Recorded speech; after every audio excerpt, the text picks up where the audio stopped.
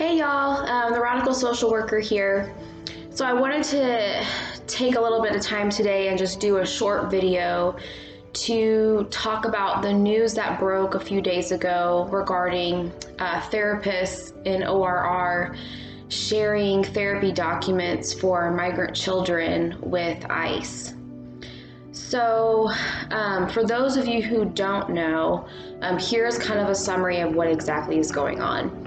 So unaccompanied minors, whether or not they actually cross the border unaccompanied or they've been separated from an adult caregiver at the border, any child who is detained in U.S. shelters is required to undergo therapy. Supposedly this is to help them deal with any trauma they may have encountered on their journey here and in their life in their country of origin. So basically what has happened is back in April of 2018, ORR, which is the Office of Refugee Resettlement, entered into this memorandum of agreement with ICE. And that agreement essentially stated that they would share details about children in their care from interactions with therapy. So since all children who are in ORR shelters are required to undergo therapy, that's thousands of kids. And then the head of ORR at the time testified before Congress that they would be asking their therapists to, quote, develop additional information about children during their weekly counseling sessions when they may self-disclose any previous gang or criminal activity. What also happened, though, is that ORR added 2 requirements in their public handbook. So the first is that arriving children be informed that while it was essential to be honest with staff, self-disclosures could affect their release. And if they mentioned anything to do with gangs, drug dealing, or criminal activity, that therapists would file a report within 4 hours to be passed to ICE within 1 day. So that is essentially what has happened. And this isn't something that the public generally knew about. It's not something that we knew was going on, but now we know. So what ORR has done is essentially mandate that their employees confidentiality of their clients and share information unlawfully. Y'all, to be honest, this is really hard for me to talk about. There's so many problems with this ethically, apart from just the general ick factor of this. It feels icky, it feels wrong, but there's so much ethically that is it's not right. There are huge issues here. So I'm pretty flustered. I'm really angry, and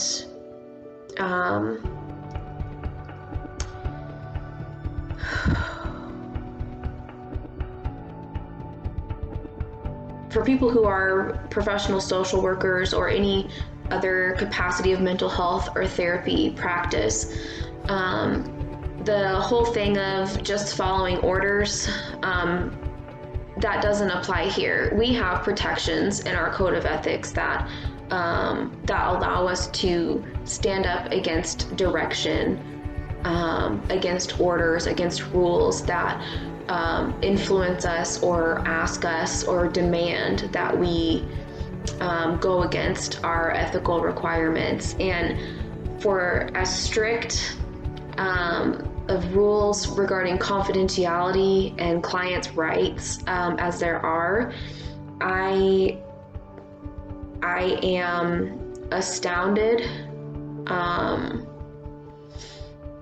that any therapist would have seen these updates in policy or would have been informed of this update in policy and not immediately stood up and said, absolutely not. Whether you're a social worker or an LMFT or a psychologist, whatever it is, we all have a code of ethics. So There are several issues here, confidentiality being one. Our duty is to our clients. Our duty is to the people that we serve. And the only exceptions for sharing therapy information, for sharing information about clients, is if they're a direct threat to themselves or others. And that is for the purpose of getting that person help, to ensure that they don't hurt themselves, and to protect the general public if this person is a risk of committing violence. That's not the case with these kids. So as a social worker, this makes me feel incredibly angry. And I feel very strongly that therapists who have been sharing this information, you don't get a free pass that you were just following orders. You don't have to follow orders that are unlawful and that are going to put your clients in jeopardy. And at this point, sharing any information with ICE is going to put a client in jeopardy. So the other ethical side of this is informed consent. So ORR updated their public policy handbook to state that the minors, the children, would be informed that any information they share regarding past criminal activity, drugs, gangs, could be shared by their therapist to ORR. So here's the issue with that. While ORR may have technically informed the child, this is a minor child. And anytime there's therapy, anytime there is clinical services for a child, there's always the issue of informed consent, and there is typically a parent, a guardian, someone who has legal guardianship of the child has to be involved in that process. So here's the issue. In this case, ORR is the legal guardian.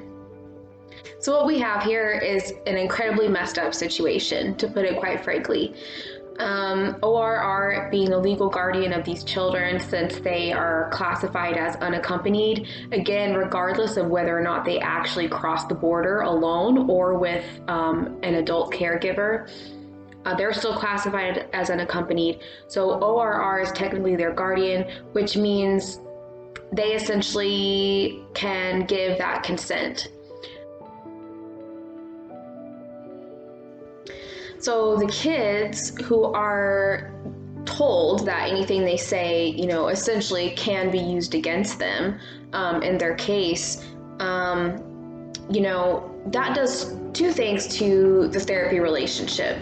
First of all, it sets it up immediately for mistrust. So if the child understands what's going on, that they, if they're completely honest about any illegal activity in their past, or even for that matter, illegal activity from a family member in the past, if they're honest about that, it could put them in jeopardy with their asylum case. That sets up a strong possibility that the child is not going to be forthcoming with all of the traumatic experiences they've encountered. Because as we know, with countries in the Northern Triangle, El Salvador, Honduras, and Guatemala, gang activity, drugs, criminal activity, that's a big reason why people are leaving. And, kids, young people are preyed upon to start those activities young. So there's a strong likelihood that these kids have in some way engaged in some of that, though not voluntarily, right? So we've got an immediate damage to the trusting relationship with the therapist. So there's a risk that the children won't be forthcoming. When a kid knows that what they say is probably going to be used against them, that sets up a very bad situation in therapy. These sessions, for a kid that doesn't feel like they can really talk and disclose about things that have happened to them, that have caused trauma in their life, they're not going to have effective therapy. They're not going to have effective trauma intervention. So this agreement between ORR and ICE is immediately sabotaging the therapeutic process for this child.